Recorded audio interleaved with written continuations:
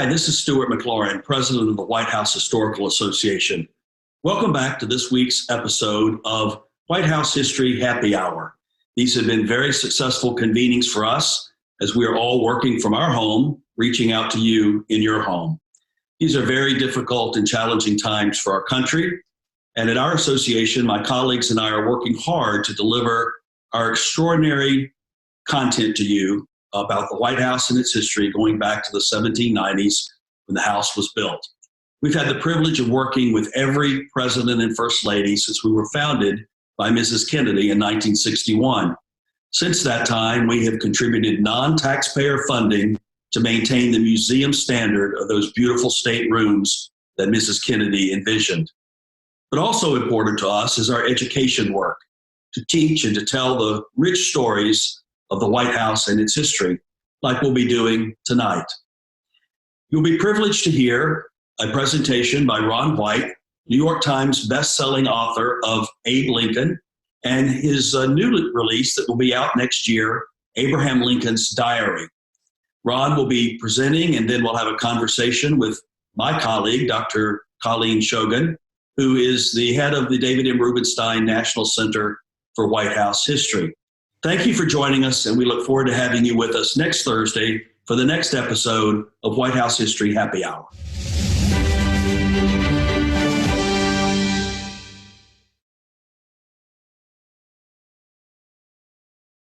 And also, good afternoon to those of you joining us from the West Coast. We want to thank everyone who's been tuning in the past month for our History Happy Hours, and once again, thank you for all of your support. We have a terrific program for you this evening. We will be joined by Ron White, who will talk to us about Abraham Lincoln. Ron and I are old friends. We've known each other for a long time. We worked together at the Library of Congress and appeared at the National Book Festival together. And I'm really looking forward to spending some time with Ron this evening. Before we get to Ron, we do have our happy hour portion of the program. This evening, we're joined by Sarah Bradley. Sarah was the runner-up for the 16th season of Top Chef, which was held in her native Kentucky. Sarah is going to be mixing up a cocktail for us from Kentucky, and I think very appropriately, she's going to be making a version with alcohol and also telling us about a version without alcohol, because many of you probably know who are joining us on the program that Abraham Lincoln did not drink alcohol. So even Abe Lincoln would enjoy the drink that Sarah is going to make for us tonight. Sarah, welcome to History Happy Hour. Hello. All right, so we're gonna get started. I've got the ingredients lined up here for a mint julep. You know, Derby's coming up, and so we're excited to make this cocktail. The first ingredient is the most important. It's bourbon. This is Knob Creek. This is, Lincoln grew up in Knob Creek when that was the second place he lived growing up. So we thought it was do some justice and use some Knob Creek for that. Lots of mint. This is actually a wild Kentucky Kernel mint that a friend picked for me this weekend. I've got a little soda water, a little simple syrup, and then the classic beverage holder for this is a silver or pewter cup. You want to traditionally hold it at the bottom, and that way your fingerprints don't mess up the frost, and that's kind of a way of showing how high class you are. So we'll get started. This is super easy to make. We're going to start with about 4 leaves. I usually pull the bottom leaves off of the mint because I want to save this part for garnish. Just give them a little tear, muddle them up, and really get in there. Don't be afraid of it. Really bruise it up and get all that good flavor out. All right, next we're gonna go. This is a boozy cocktail. I like a boozy cocktail, and a mint julep should be boozy. So we're gonna do 2 ounces of Knob Creek. This is 100 proof. Not high enough to be considered bottled in bond, which would have allowed us to drink it during Prohibition, just under that. But you want a nice high proof whiskey. We're gonna do 1/2 ounce of simple syrup, and this is just equal parts of water and sugar that's been brought to a boil and cooled off. Then we're gonna do this. We've got our 1/2 ounce of our syrup. We're gonna go ahead and give this one more little stir to mix everything up. Then we're gonna put the soda water in. So another 1/2 ounce of the soda water. And I usually put the soda water in after I give it one final stir so that I don't knock all the bubbles out. Crushed ice is the key to a good mint julep. If we were at a restaurant, we'd put it in a Lewis bag, which is a canvas bag, and beat it to death with a like a muddler. But at home, I just use the ice right out of the fridge. Super easy, mint julep. Drink it from the bottom, show how fancy you are. It's delicious. Abraham Lincoln would probably not like this. Another really quick thing you can do, I did not drink these all the time while I was pregnant, but when I was pregnant, I made almost the exact same cocktail but without alcohol. So I would just use a glass, I would muddle some strawberries and mint in the bottom, then add, I really love this stuff. It's like strawberry flavored seltzer water, but you could use any seltzer water or you could just use plain. So I usually do like 4 to 1. So it would be 1 ounce of simple syrup to 4 ounces of unsweetened seltzer water. Top it with ice, big mint sprig. It's delicious. It's really good with vodka too. But that is about all. If you guys have any questions, you're welcome to ask them. If you're ever in Paducah, you're welcome to come visit me in Paducah. We're in a National Historic Landmark, an old railroad station. And that's it for mint juleps. If you don't want to drink a strawberry seltzer, or strawberry julep, and if you don't want to drink a whiskey julep, I would just suggest you drink ice water. Ice water is great, and Abraham Lincoln would probably approve. So much, Sarah. That was terrific. You're actually really making me thirsty. Right now, we're going to move into the history portion of our programming. And I'd like to encourage everyone who's watching tonight, if you have questions for either Ron White on Lincoln or for Sarah, you can participate in our program this evening by simply going to the bottom of your screen where there's a Q&A icon. If you click on that icon, then you can type in your question and we'll try to get to as many as possible this evening. Please give us your name and where you're watching from. Ron White is the New York Times best-selling author of the presidential biography, A. Lincoln, published in 2009. USA Today said a great thing about this book. If you only read one book about Abraham Lincoln, then read A. Lincoln. Well, I think you should read more than one book about Abraham Lincoln, but you certainly should not miss Ron's book. He's also written several books on Abraham Lincoln as a rhetorician, on the second inaugural, including The Eloquent President, A Portrait of Lincoln Through His Words, which was an LA Times bestseller, and Lincoln's Greatest Speech, the second inaugural, which was a New York Times notable book. If that wasn't enough, Ron also has written an award-winning biography on Ulysses S. Grant, titled American Ulysses, A Life of Ulysses S. Grant. So please join me in welcoming Ron White to History Happy Hour.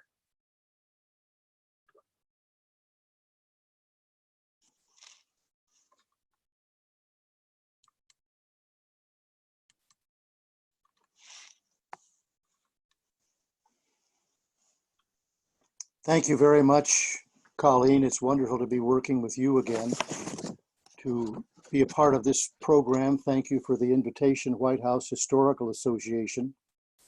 Sarah got us started by mixing a mint julep. Let me tell you the story of Abraham Lincoln and mint juleps. He was nominated in May 1860 to be the Republican candidate for president. The tradition in those days was that when the nomination was finished, the delegates would go to the candidate's home to officially commend him and give him the nomination. Mary and Abraham had quite a conversation. What should they serve? She said, well, of course we want to serve wine.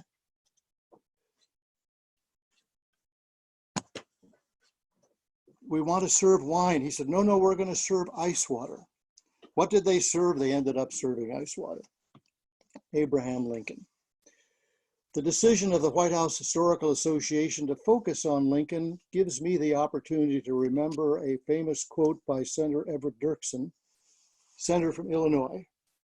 Dirksen said, "The first task of every politician is to get right with Lincoln." Why do we read biographies? Well, I think one reason we read them is to find examples from the past.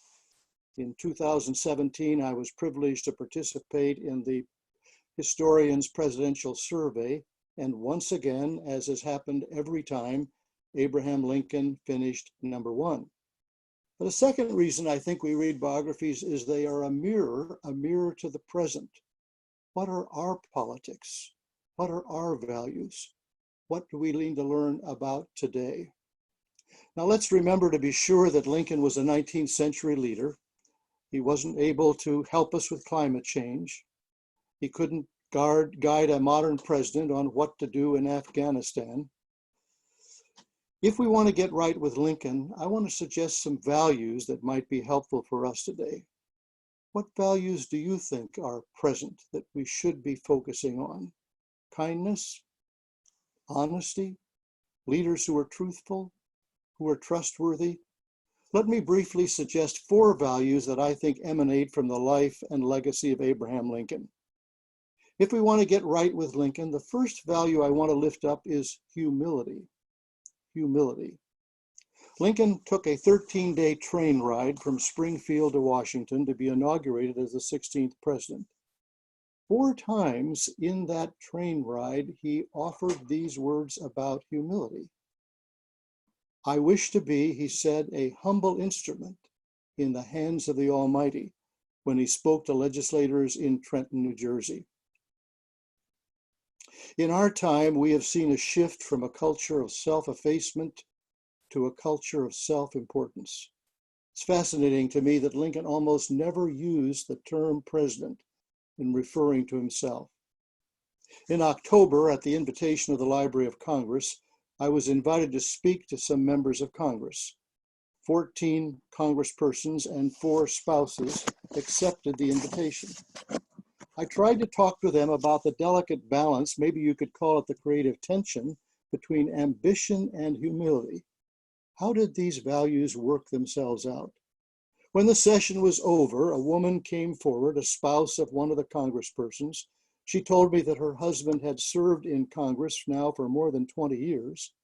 And as she began to speak, I noticed tears welling up in her eyes. She said, "I'd like to ask you a question, if I may. Do you think it's possible that humility can ever return to American politics? Do you think it's possible that humility will ever return to American politics?" I've never forgot her question. A second quality, you might find this fascinating, is the quality of humor. Have you noticed that humor has been really absent in all of the political debates going on in the last few years? Lincoln had a great sense of humor. Real humor is self-deprecating humor. I love the story that on a Sunday afternoon, he was reading newspapers. He was an inveterate newspaper reader. There were many more newspapers in Washington in those days than there are today. And as he finished about his 7th newspaper, he turned to his young colleague, John Hay, one of his secretaries, and he said, I can imagine the look on his face, "Lincoln, you really are a scoundrel." Lincoln had a way of making fun of himself.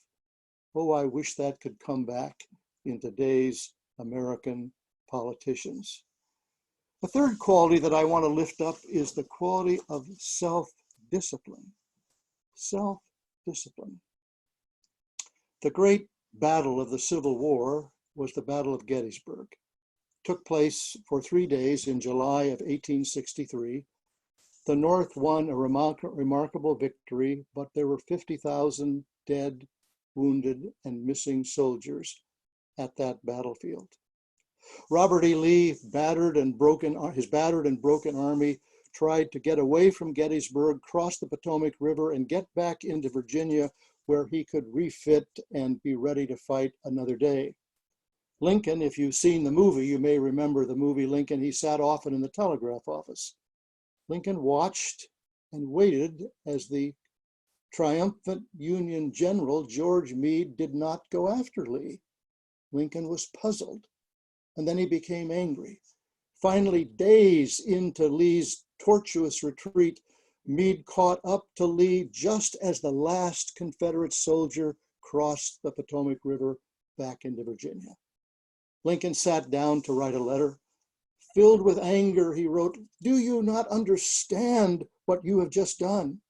You have probably cost us at least one more year of war." And on Lincoln wrote. He was a great letter writer. One of the great privileges of working with the Lincoln manuscripts is to be at the Library of Congress. And I'll never forget the day that the curator showed me this particular letter. It was inside of an envelope, and outside on the envelope, it was written, "Never signed, never sent."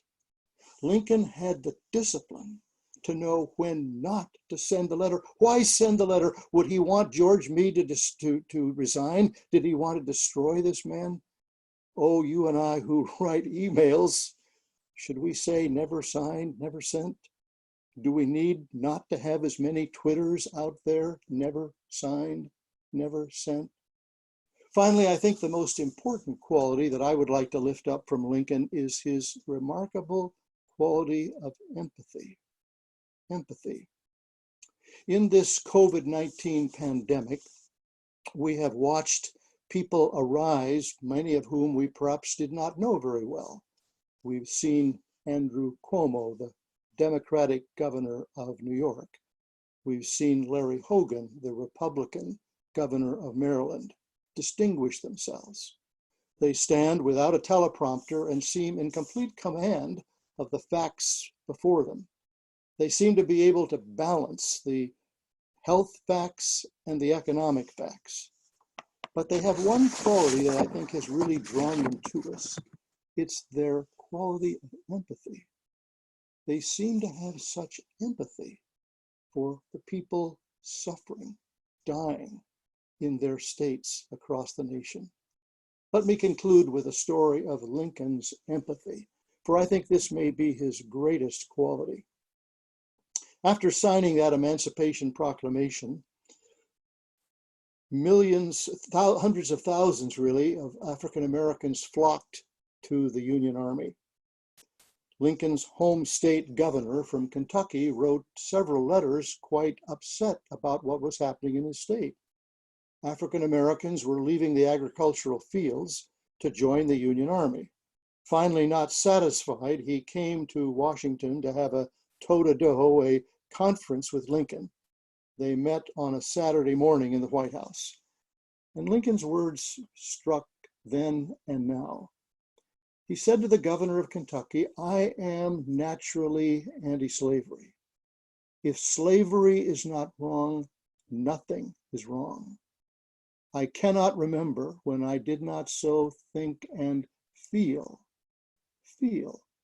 Lincoln grew up in a religious climate in Kentucky and then southern Indiana, which was very emotional. And from a very young man, he became very much against the emotion of his day. He wanted to be a person of reason. But now when he speaks to these men of Kentucky, he talks about his feeling. There's been a big debate in recent years. Did Lincoln simply sign the Emancipation Proclamation because it was a strategic political move or military move? Did he really have any feeling for the African American slaves? I think this statement answers that question. So in conclusion, if we want to get right with Lincoln, we need to move beyond the politics of scorched earth, the politics of blame. We need leaders who can listen, who are humble, who have self-discipline, who can heal, who can bring people together. That's why today we want to get right with Lincoln. Thank you. Well, thanks so much, Ron. That's a terrific presentation. So before we take a few questions from the audience, and please submit more questions. We have some already in the queue, but you're free to submit more. Before we go to some questions from the audience, I have a couple questions for you, like old times. So I've heard you say more than once that you like to write history from the inside out. What does that mean? Thank you, Colleen. I have said that on more than one occasion. I think it's important to know what a person did. Lincoln signed the Emancipation Proclamation. He won the Civil War. Ulysses S. Grant was the commanding general who won the Civil War. But I'm very much interested in a person's character, who they are, how that character was formed. So from the inside out means I want to understand that person. And I think if we understand their character, this is a way of really appreciating who they are as a person and their greatness. I think it's very important today to be looking at character. What's the character of the persons who seek to lead us? I noticed in both of your biographies of Abraham Lincoln and also of Ulysses S. Grant, you spend a fair amount of time talking about their early years, even before they became politicians, before Grant became a Civil War general. Why do you spend so much time on the early years in your biographies? When I first started to do this, some of my early readers said, don't you want to get on to the adult person, the leader, the general, the president? And in fact, that's the way many biographies are written today. But I think that all of us, if we think about it, our formative years are when we are 16, 18, 20, 22, 24. Ulysses S. Grant once said, the reason I do not read biographies is that they do not tell us about the formative period of a person's life. I want to know what a man did as a boy or what a woman did as a girl. So yes, I have spent quite a bit of time trying to tease out what were the forces that shaped these people when they were young. And if we can find those forces, that might help us appreciate who they later became as leaders. Now, at the end of your presentation, you talked about Lincoln's empathy, and that's something you and I both agree on as being most likely his most important quality. I wonder if you could talk to us a little bit about his second inaugural, where I think we see that exemplifies this quality of empathy with Lincoln. Yes, Lincoln's second inaugural address was at the beginning of his second term of office. In those days, the parade was before the address. And in that parade that morning, a newspaper from Washington was handing out newspapers to the audience. And the editorial said, this is the day Lincoln should crow a bit. He should crow a bit. He should exult in his triumph. He's been criticized much of the last 4 years. Let him crow a bit. Well, that's what inaugural addresses typically are. Presidents crow a bit on what they will do, or if it's a second inaugural, what they have done. I find Lincoln's second inaugural quite different in that regard. The audience that day, I've read their diaries and their letters. To my surprise, many of them were filled with anger. They were deeply angry about the South. If you think about it, probably every person there had lost a father, husband, son, brother, and they wanted Lincoln to give voice to their anger. But he does not. He refuses to blame the South. He says we're all responsible for this war. And he speaks with great empathy towards the widow, towards the orphan. And he, I say this, literally disappears in the address because he only uses the personal pronoun 2 times. This is about his empathy for those who have suffered such great loss. Last question before we go to a lot of the questions we have from the audience. You do have an upcoming book that's going to be released. It's called Lincoln in Private.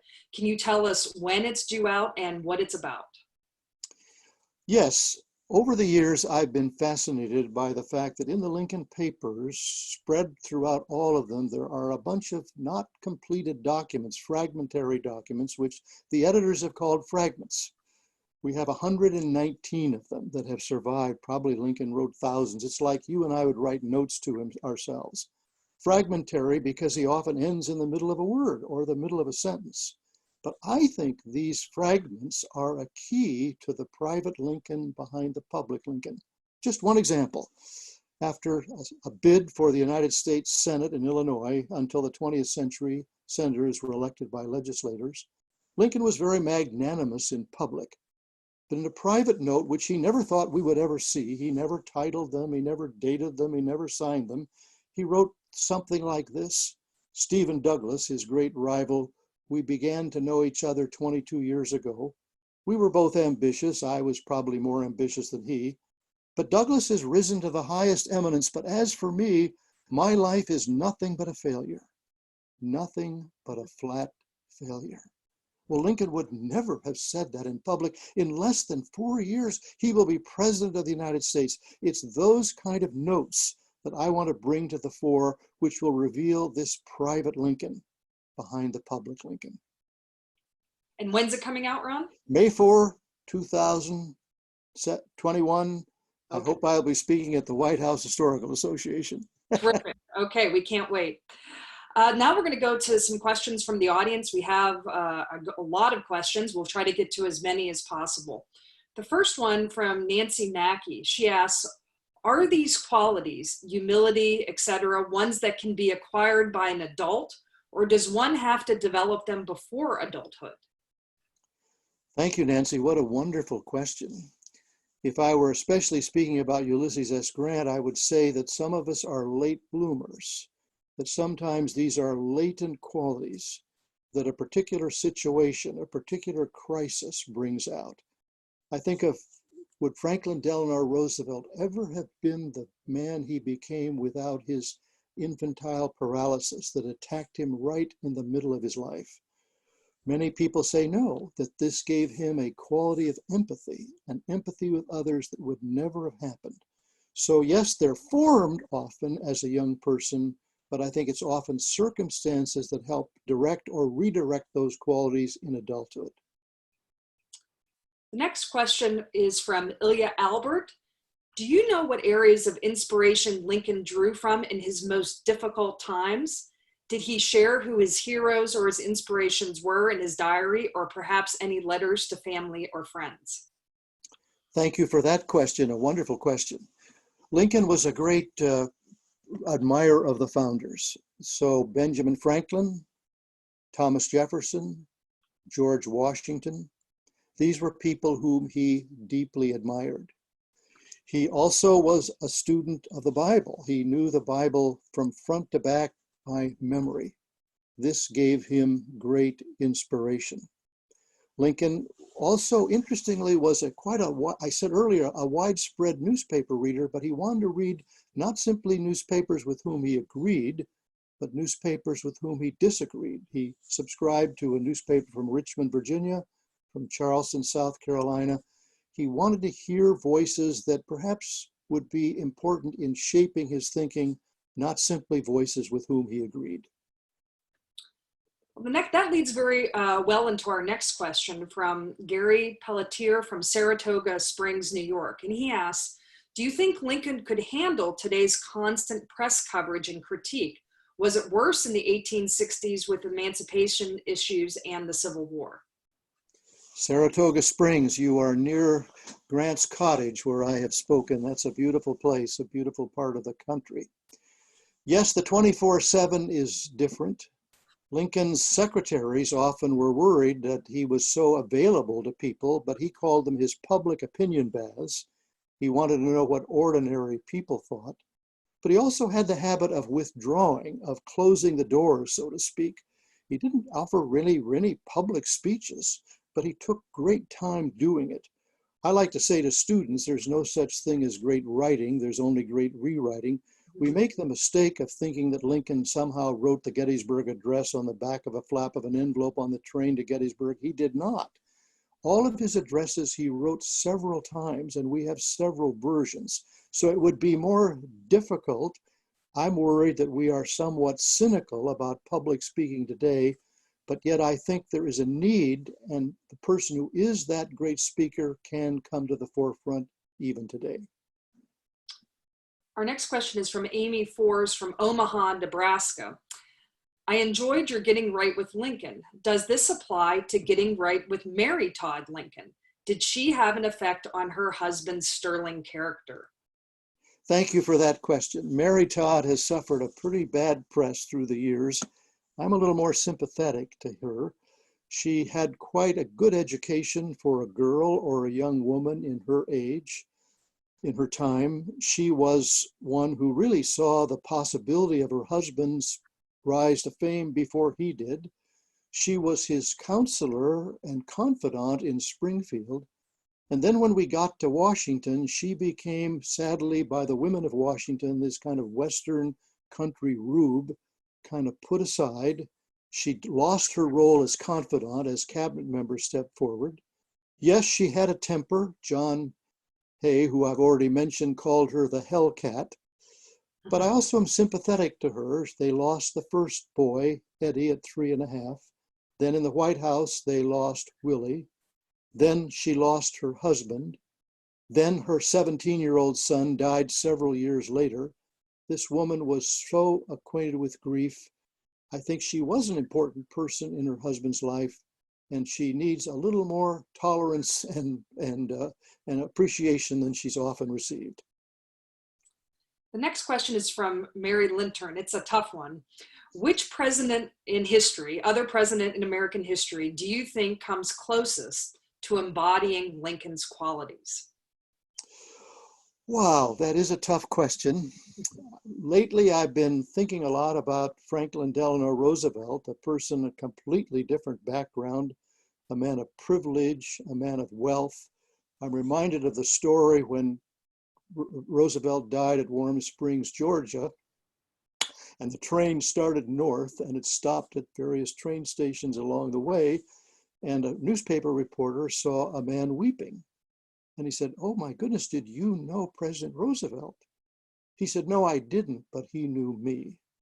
And so I think Roosevelt had that same quality of being able to connect with people, with common people. And I think that's one of the reasons I think he is often rated the second or perhaps the third of our greatest American presidents. Next question is from Kim Esquivel. She writes, "My name is Kim and I'm watching this presentation with my 11 and 13-year-old children from Arizona. I would be grateful if you could talk to the kids and tell them a couple of your favorite things about Lincoln. I really enjoyed the presentation thus far, and I agree about the 4 qualities that you listed are important for great governing." Well, here's a story that I've often told to children. Once I was invited to speak in a church congregation, and I was told I had to not only give a lecture, but I had to give the children's sermon, which put me into a terror. So I told this story, that Lincoln was worshiping at the New York Avenue Presbyterian Church, and a new reporter who had known him in the past, Noah Brooks from Sacramento, came, and when the minister said, "Let us pray," Brooks did what you shouldn't do. He looked down to see what people were doing. Everybody had their hands folded and their heads bowed except Lincoln. Lincoln stood up. So Brooks encountered him afterwards and he said, "Well, what were you doing?" He said, "Well," he said, "I stood up as a mark of respect. I think of God as the Almighty." So the children were dismissed to the children's sermon. And when the whole service was over, a teacher came running up to me and she said, "You'll never guess what happened." I said to the children, "Let us pray." And the children all shouted out loud, "Let's stand up, let's stand up." So Lincoln has a capacity of relating to children. Our next question is a favorite one of mine. In fact, I think I've asked it to you before. This is from Drew Hill from Arlington, Virginia. From your perspective, how different would history been for us if Lincoln had not been assassinated? And if I could add a corollary, what if Ulysses S. Grant had been in the theater the night that Lincoln was assassinated? Well, we'll start with your second part first, Colleen. Ulysses and Julia were invited to be in the box that evening. Julia, it's hard to know exactly why, she felt she was being stalked by a man in Washington that day. She wanted to get to see their children in the suburb of Philadelphia, and so Grant politely declined. And for the rest of his life, Grant wondered what might have happened if he had been there that night.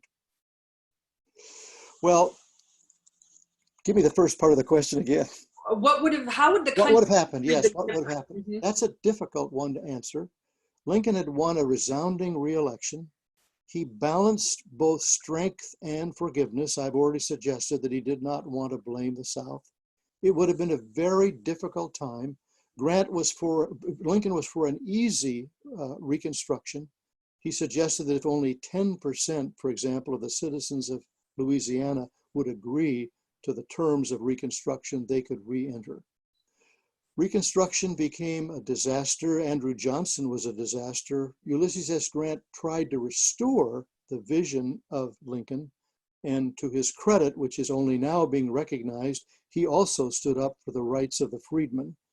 But Lincoln would have been uniquely qualified. It would have been a very difficult agenda, however, for the Confederate editors and Confederate generals were determined to restore the South as it was.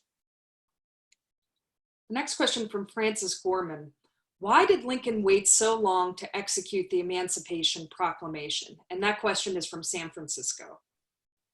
A very good question. One of Lincoln's friends, in some ways friend, was Charles Sumner of Massachusetts, senator from Massachusetts, strongly anti-slavery. He was often on Lincoln's case as to why he did not offer emancipation to the slaves earlier.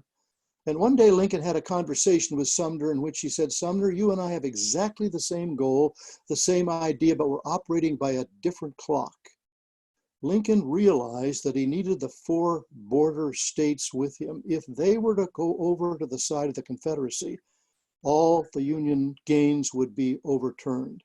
And so he kept offering the border states some form of compensated emancipation. He would pay them to emancipate their slaves all the way up until 1895, when he finally realized that they were unwilling to take this offer. He drafted first a preliminary draft of an Emancipation Proclamation, and then went through with a final draft of January 1, 1863. From Steve Culbertson, he says, I love to go with friends to the Lincoln Memorial late at night and read the second inaugural out loud. Originally, it was with the late Senator Harris Wofford, who led our merry band. Would you describe Lincoln as a deeply religious man or a secular humanist? That's an excellent question, and that's been a part of a huge debate. I think that, even as I've talked about earlier, Lincoln was a person in formation who was developing. And as a young man, he was part of what's called the Second Great Awakening. But he turned away from that. He felt it was far too emotional, and he did what a lot of young adults do then and now. He rejected the faith of his parents. He became what he called a fatalist. We might call it a deist. If there was a God, it was a kind of a watchmaker God who did not enter into history. But as again happens to all of us in time, life tumbled in. The death of Eddie in 1850, the death of Willie in 1862, the Civil War. And now Lincoln begins attending the New York Avenue Presbyterian Church in Washington. Its minister, Phineas Densmore Gurley, #1 in his class at Princeton Seminary, I think is the unspoken part of the Lincoln story. And so Lincoln now is forced to rethink. He cannot turn back to the faith of his parents, that emotional faith. He turns to what he believes is a much more thoughtful, rational faith in the Presbyterian Church. We finally see this coming to the fore in the second inaugural, where in 701 words, he will mention God 14 times, quote the Bible 4 times, and invoke prayer 3 times. He had been on a private journey, which I will talk about in my new book, but now we see him in a public proclamation of a different kind of faith, a providential faith in a God who does act in history. We now have a question for Sarah. Sarah, are you still with us? Can you answer a question for us? I am. I've been drinking my mint julep. So. Okay, well, good. Well, this will even be better. Hi, Sarah. This is from George from New York. What is the best recipe you've created in a pinch during this safe time at home? P.S. My wife and I are huge fans from your time on Top Chef. I think that there's really a need to learn to cook within like the items that are in your pantry. So lots of canned beans and tomatoes. So I have been making a lot of like jambalaya and red beans and rice and like gumbo mixtures, things like that. Yeah, I mean, I never get to cook this much at home. So it's kind of interesting to cook at home as opposed to the restaurant. Terrific, thank you. Now we're going to go back to Ron. This question is from Jill White. How much do you think that Lincoln's relatively low status upbringing compared to many previous presidents contributed to the four qualities you spoke about? Well, Lincoln was born on the frontier of that day. He was born in a poor family, a farming family, but it also gave him a tremendous desire to learn. If we read the reminiscences of the boys, the young men who knew him, they knew that Lincoln was somehow different than they were, that he had a great desire to improve himself. I think in this sense, Benjamin Franklin was a model for him. He early became a reader. In those days when you studied grammar, half of the grammar book was what was called declamation. We don't use that word anymore, but it was public speaking. And he realized that one way of his rising was by his public speaking. Other persons around him had better education, but he could rise as a public speaker. And I think this is one way he did rise early in Illinois and then finally to becoming president. From Scott Peters, did Abraham Lincoln ever write anything to give us insight into his feelings about John Brown, his actions, or his sentence? I do not believe he did write about John Brown. I might be overwhelmed or overtaken in that by someone else, but he did not give his opinion about John Brown. From William Shepard, he says, while I agree with all the qualities of character that you attribute to Abraham Lincoln, I'd suggest one more, mental toughness, such as the quality to see the goal to be achieved and that not to be deterred or discouraged, rather to forge ahead until the goal is achieved, particularly related to the Civil War. Would you agree? If I had 15 minutes instead of 12, I fully agree. Yes, mental toughness. Lincoln listened to the members of his cabinet who, voting 6-2, said we should not resupply Fort Sumter, and then he made his own decision. We forget that he was subject to withering criticism. He really believed he was not going to be reelected to a second term. So I like the way that you lift up the quality of mental toughness. That's a quality of, you think of our greatest leaders, they are persons of mental toughness. Lincoln embodies that quality. So we have time for two more questions. We are going to take one question about Grant because this is a good one, and your book on Grant is just as good as all of your work on Lincoln. This is from William Shan.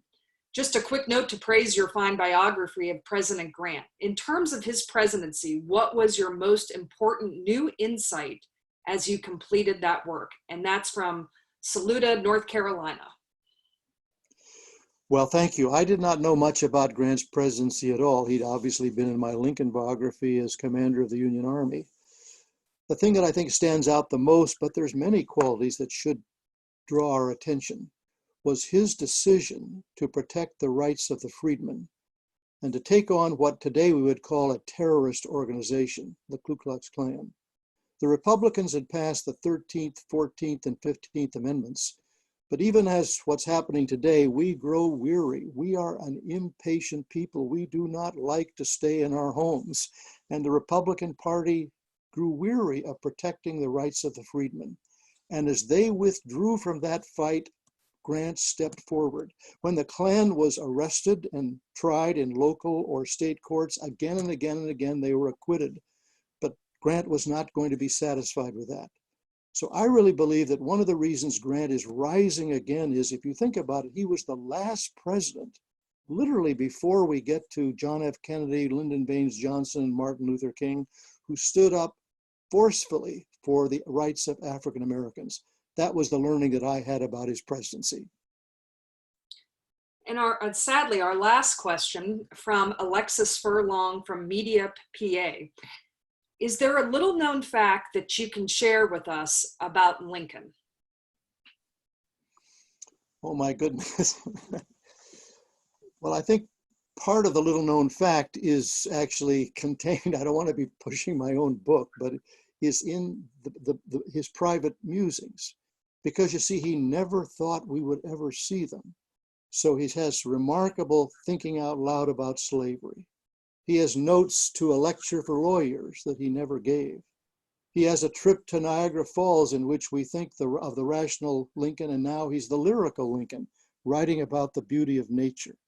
He does offer his own, quote, so-called meditation on the divine will. That's a title given by his secretary, John Hay, early in his presidency, about asking the question, where is God in the midst of this civil war? So this is the private Lincoln. He was a man who didn't really want to reveal often of his private thinking. That's why these fragments are so important for us to see today. Well, thank you so much, Ron, for joining us this evening on History Happy Hour. If you'd like to know more about Ron and all of his award-winning books that he's written, you can go to his website, which is ronaldcwhite.com. And once again, the upcoming book is Lincoln in Private, and we'll be looking out for that book in 2021. That's definitely something to look forward to, Ron. Thank you. And I also want to thank Sarah Bradley for joining us, for mixing that terrific cocktail and also providing us with a non-alcoholic version of that drink. And thank you very much for all of your time. Everyone on History Happy Hour who has supported History Happy Hour and supports the White House Historical Association, we thank you for all of your continued support of our organization in these challenging times. I'd also like to say thank you to two instrumental people for History Happy Hour. They work at the White House Historical Association, Elizabeth Conley and Alex Del Vecchio. They produce these programs and they've done a terrific job this past month. This evening, you will receive a follow-up email from the White House Historical Association. And don't throw the email away, because there will be an opportunity to win an Abraham Lincoln Christmas ornament from the White House Historical Association. So look for that follow-up email, and we hope you join us next Thursday night. Have a very good evening and rest of your day. Stay safe. Thank you.